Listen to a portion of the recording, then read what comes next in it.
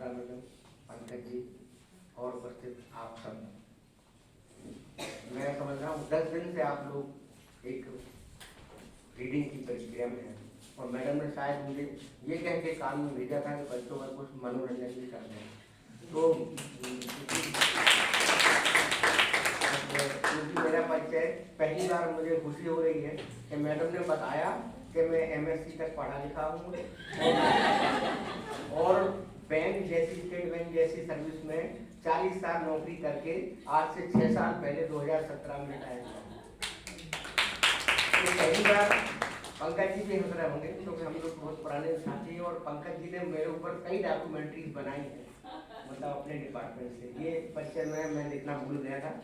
ये भी मेरे लिए बड़ी उपलब्धि है कि इतने बड़े उसमें मेरा पूरा परिचय जाए और मैंने तमाम गज़ल पर भी टीचिंग एपिसोड यहाँ पर दिए हैं। कभी आप लोग उसको देखिएगा तो उसमें आपको गज़ल साहित्य के बारे में जाए। मैं अभी सुन रहा था रंजीत गुप्ता मैडम को, लखनऊ वालों को, उन्होंने बहुत ही अच्छी बात साहित्य के बारे में तमाम पहलुओं पर नजर डाली और गद्य के जिक्र भी किया और पद्य का जिक्र भी किया। तो मैं आप सबको बड़ी शॉर्ट में, क्योंकि मेरा पूरा जीवन सिर्फ और सिर्फ गज़ल पर गया, मतलब मेरा मेन इंटरेस्ट था। तो सबसे पहले ये जानने की जरूरत है कि गद्य और पद्य साहित्य इक्वल टू गद्य और पद्य, गद्यात्मक साहित्य एंड पद्यात्मक साहित्य, मेन तो यही दो साहित्य की विधाएं हैं, गद्य और पद्य। तो आपने कभी सोचा कि फर्क आप इन दोनों में क्या है? यदि नहीं सोचा तो मैं बताना चाहता हूँ, जो पद्यात्मक गद्य होता है वही कविता है। थोड़ा सा एक्सप्लेन कर देता हूँ। जो गद्य और पद्य में सिर्फ ये फर्क है कि जो पद्यात्मक गद्य होता है वो कविता होता है। अब आपने अच्छे से सुना होगा, कोई दीवाना कहता है, कोई पागल समझता है, मगर धरती की बेचैनी वो कब बादल समझता है। तो ये क्या है? ये वाक्य है, एक कंप्लीट सेंटेंस इन सुर। यानी यदि किसी मीटर में एक सेंटेंस आपका आ रहा है तो वो पद्य हो जाता है।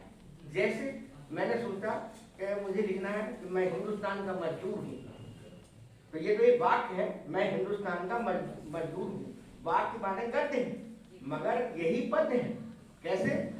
बस इतनी बात पर मजबूर हूँ कि शायद मैं तुझे मंजूर हूँ, पसीने भर कमाई भी कहाँ, मैं हिंदुस्तान का मजदूर हूँ।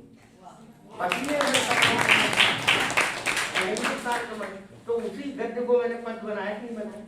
तो गद्य और पद्य में अब कोई बड़ा भारी अंतर आप लोगों को ये कहीं किताबों में लिखा नहीं मिलता है। ये तो जो लाइफ से जो आदमी घिसा है, मैं तो आंकड़ों की दुनिया का आदमी हूँ, साइंस का आदमी हूँ, मैंने BSc किया, ऑर्गेनिक केमिस्ट्री में MSc किया और 40 साल एक ऐसी संस्था में काम किया, स्टेट बैंक जैसी, जहाँ सिवाय आंकड़ों के तो कुछ सुनाई नहीं देता था।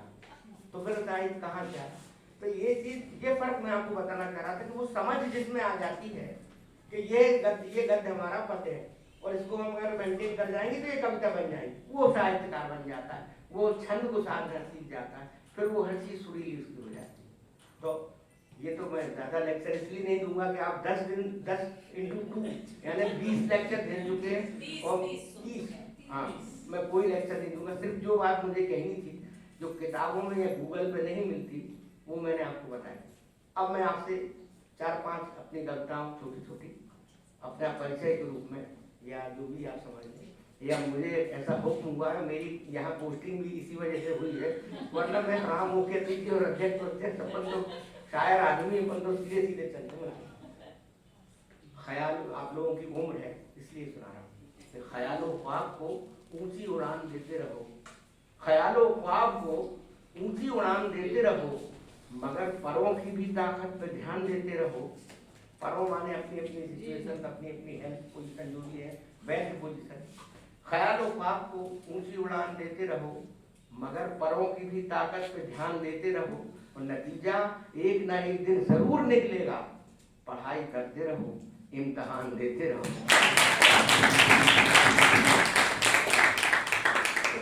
वही गद्य और पद्य, अब आप देख रहे हैं कोई फर्क नहीं, अब बचा आपकी नजर में यही गद्य है, यही पद्य है। मैं जिसमें बोल रहा हूँ उसमें गा भी सकता हूँ। यानी ये जो गेय है, गाया जाए गद्य, वही पद्य है। जो वाक्य गाया जा सके वो मीटर है, वो छंद है, एक तरह का अपने आप। ठीक है ना मैडम?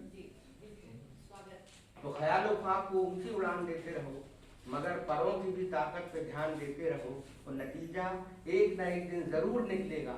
पढ़ाई करते रहो, इम्तिहान देते रहो, क्योंकि अब इम्तिहान का एक आसमान और सही, उसी के नाम की फिर एक उड़ान और सही, और करीब ही तो है मंजिल, कदम बढ़ाते चलो, अब उसके वास्ते थोड़ी थकान और सही।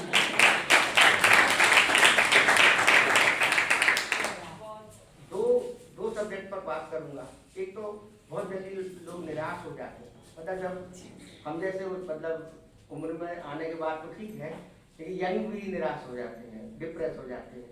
और आजकल तो डिप्रेशन की समस्या है, यदि कोई हंस रहा है तो बहुत बड़ी बात है, और अगर नहीं हंस रहा है तो हम लोगों को अपॉइंट किया जाता, क्या बताइए सही बता रहा हूँ।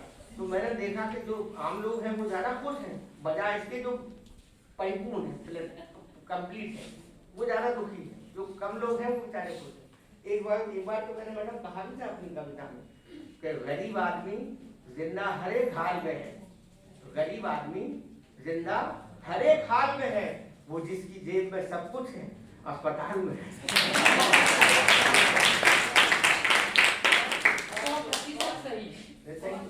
ये इसको करंट शायरी कहते हैं, हमें मालूम है कहाँ क्या सुना ना, तो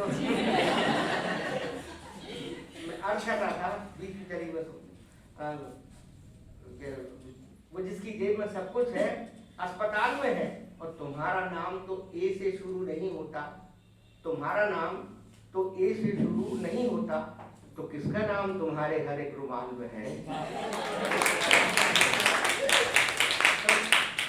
कह रहा था मैं कि बच्चे बड़ी जल्दी निराश हो जाते हैं, और आलस्य भी इस उम्र में होता ही है, आलस्य। तो इन दो बातों को लेकर मैंने लिखा कि जिंदगी से न कुछ गिला करना, बहुत से लोग आत्महत्या भी कर लेते, जिंदगी से न कुछ गिला करना, हर मुसीबत का सामना करना, हर मुसीबत का सामना करना, मंजिलें ख्वाब बन के रह जाएं, इतना बिस्तर से प्यार क्या करना। ये आदत से आपको छोड़ना पड़ेगा। और कविता लिखने का हक उसी को है जिसने जिया हो। तो मैंने पढ़ा भी है 16 साल, मैंने 40 साल नौकरी भी की है, और 7 साल पहले छोड़ के भी आ गया, और अभी भी 1 तारीख की 4 डिग्री टेम्परेचर में फरीदाबाद में हो रही थी एक शाम अशोक मिजाज के नाम, और मैं गया था। तो मोहब्बतों में किसी से न कुछ गिला रखना, और सिवा खुदा की किसी का ना आसरा रखना, और उजाला करने को दीपक जला लिया दिल में, या किसी के प्यार का दीपक जला लिया दिल में, अब इसकी आंच भी सहने का हौसला रखना, अब इसकी आंच भी और एक समस्या और आजकल बच्चों में आ गई है, इस उम्र में होती ही है, और वो कई बार उसमें दूसरे शब्दों से भी उसको रिलेशनशिप और तमाम चीजें इशारों में आप समझ जाए। कभी फंसना न तुम धोखाधड़ी में, कहीं फंसना न तुम धोखाधड़ी में, कभी दिल दे न देना हड़बड़ी में। शिक्षा है आपके बच्चों को बहुत जरूरी, इस उम्र में आके मुझे लिखना पड़ेगा। क्या करें बच्चों को, अगर नहीं समझाए, हम अपने बच्चों के सामने लिखते हैं, मेरी भी आपसे बड़ी बड़ी बेटियां हैं, बनाए फरमाइए। कभी फंसना न तुम धोखाधड़ी में, कहीं दिल दे न देना हड़बड़ी में, अगर हो उम्र भर का साथ फिर तो मजा आता है ऐसी हथकड़ी।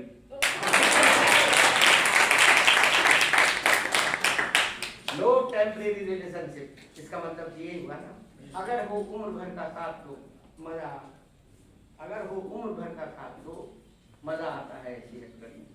और कुछ सुनना चाहेंगे? ये तो मैं चाहता हूँ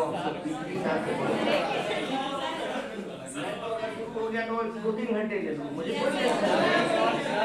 मैडम देखिए, मैडम लोगों का समय है, सभी का समय है। अभी अब साहित्य की बात आ रही है, साहित्य में भाषा होती है, भाषा, एक भाषा मीठ की थी, एक भाषा गाली की थी, उसके बाद धीरे धीरे चल के एक भाषा तो मिजाज की है, वो कैसी है देखिए।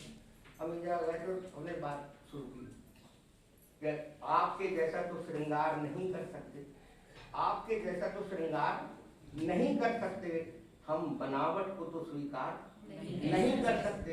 और मैन टू मैन डिफर करता है नेचर अपना, सबसे हम एक सा व्यवहार नहीं कर सकते।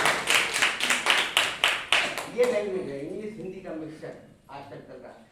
आपके जैसा तो श्रृंगार नहीं कर सकते, हम बनावट को तो स्वीकार नहीं कर सकते।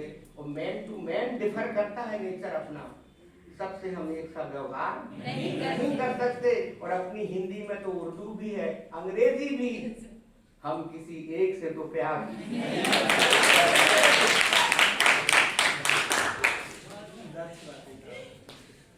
अपनी हिंदी में तो उर्दू भी है, दूसरे मिसरे पे जरा ध्यान से तवज्जो देना।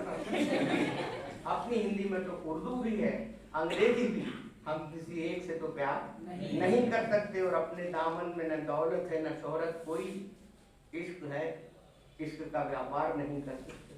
अच्छा, इश्क को आपने देखा, हम तो नहीं कर सकते। और जिनकी आंखों को कहीं टिकने की आदत ही नहीं, जिनकी आंखों को कहीं टिकने की आदत भी नहीं, वो किसी सपने को साकार नहीं कर सकते। जिनकी आंखों को कहीं टिकने की आदत ही नहीं, वो किसी सपने को, मैं 4 लाइन और आपको सुना के अपनी तरफ से सुना के जाता हूँ। सुना कि परिवर्तन ही नियम, परिवर्तन ही संसार का नियम। तो फिर दिमाग कवि का चला, पूछा है जो परिवर्तन नियम, तो सब बदलना चाहिए था।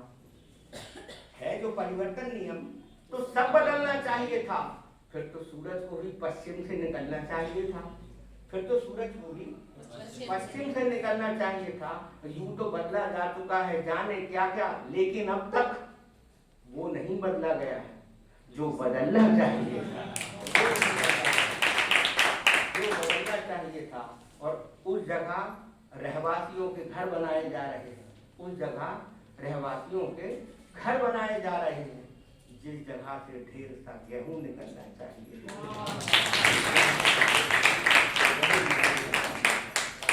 और दूसरों के साथ मिलकर अब नमक छिड़केंगे तुझ पर, दूसरों के साथ मिलकर अब नमक छिड़केंगे तुझ पर, वो जिन्हें मरहम तेरे घावों पे मलना चाहिए था, तेरे घावों पे मलना चाहिए था। और जिसको तुमने चुन रखा है उसका दिल पत्थर का निकला, या जिसको तुमने दिल दिया है उसका दिल पत्थर का निकला। मोम का होता तो फिर उसको पिघलना चाहिए, मोम का होता तो फिर उसको पिघलना चाहिए था। और आज तक तस्वीर तेरी मेरे दिल में क्यों की क्यों है, आज तक तस्वीर तेरी मेरे दिल में क्यों की क्यों है। इस विरह की आग में उसको तो जलना चाहिए था, इस विरह की आग में उसको तो जलना चाहिए था। और हम तो कुछ सबसे अलग करने की जिद में आज भी हैं, हम तो कुछ सबसे अलग करने की जिद में आज भी हैं। क्या हमें भी सबके पीछे पीछे चलना चाहिए था? बहुत बहुत